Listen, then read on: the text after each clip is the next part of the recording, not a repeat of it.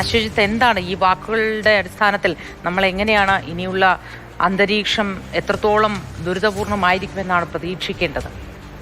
Modi, Trump വിവരിച്ചത് അമേരിക്കയുടെ വാദങ്ങളാണ്, അല്ലെങ്കിൽ എന്തുകൊണ്ട് ഈ ആക്രമണത്തിലേക്ക് പോയി എന്ന് അമേരിക്കയുടെ ന്യായങ്ങളാണ് ട്രംപ് വിവരിച്ചത്. അതിൽ ഏറ്റവും പ്രധാനം ഈ ചർച്ച കഴിഞ്ഞത്, അതായത് കഴിഞ്ഞ 2 ദിവസം മുമ്പ് നടന്ന അമേരിക്ക ഇറാൻ ആണവ ചർച്ച കഴിഞ്ഞതിന് തൊട്ട് പിന്നാലെ തന്നെ ഈ ആക്രമണത്തിലുള്ള ഡിസിഷൻ എടുത്തിരുന്നു എന്നാണ് ട്രംപ് ഇപ്പോൾ വെളിപ്പെടുത്തുന്നത്. കൃത്യമായി പറഞ്ഞാൽ ഈ കഴിഞ്ഞ ദിവസം വെള്ളിയാഴ്ചയാണ് ഈ ആക്രമണത്തിനുള്ള ഒരു പിന്തുണ ഇസ്രായേലിന് നേരിട്ട് അമേരിക്ക അറിയിക്കുന്നത്.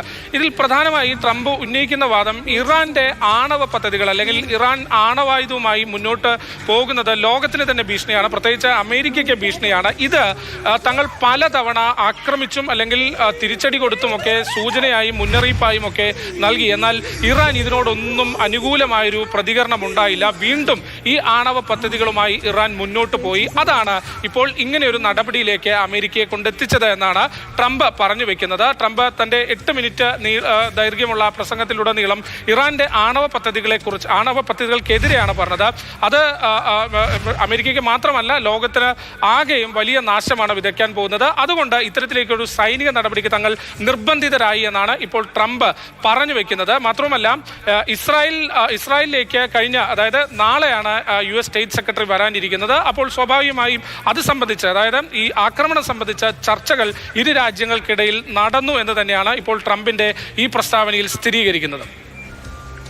തീർച്ചയായിട്ടും ട്രംപിന്റെ പ്രസ്താവനയിൽ വലിയ സ്ഥിരീകരണമാണ് വരുന്നത്.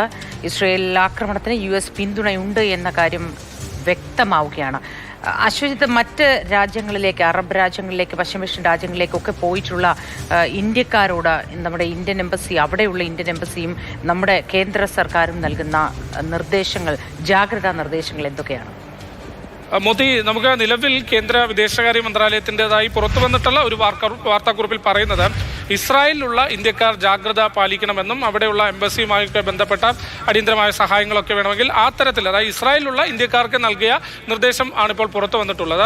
ഇറാനിലുള്ള ഇന്ത്യക്കാരെ സംബന്ധിച്ച് അല്ലെങ്കിൽ ആ നിർദ്ദേശങ്ങൾ സംബന്ധിച്ച് ഒരുപക്ഷെ അടുത്ത മിനിറ്റിൽ തന്നെ അല്ലെങ്കിൽ അടുത്ത മണിക്കൂറിൽ തന്നെ ഇന്ത്യയുടെ നിർദ്ദേശങ്ങൾ പുറത്തു വരും. ഏതായാലും ഇസ്രായേലിൽ വലിയ ജാഗ്രതാ നിർദ്ദേശമാണ് ഇസ്രായേലി ഗവൺമെന്റ് തന്നെ അവിടെയുള്ള ആളുകൾക്ക് നൽകിയിട്ടുള്ളത്. ഒരു തിരിച്ചടി, ഇറാന്റെ ഒരു തിരിച്ചടി എത്രയും പെട്ടെന്ന് തന്നെ ഇസ്രായേൽ പ്രതീക്ഷിക്കുന്നു എന്ന് വേണം കണക്ക് കൂട്ടാൻ. അതുകൊണ്ട് ആ മേഖലയിലാകെ അപായ സൈറനുകൾ നിലവിൽ നിരന്തരം കൊടുത്തുകൊണ്ടിരിക്കുകയാണ്. അത്തരത്തിൽ ജനങ്ങളോട് വലിയ തോതിൽ ജാഗ്രതയോടെ ഇരിക്കാനാണ് ഇപ്പോൾ ഇസ്രായേലിലുള്ളവരോട് അവിടെയുള്ള സർക്കാരും നിർദ്ദേശിച്ചിട്ടുള്ളത്.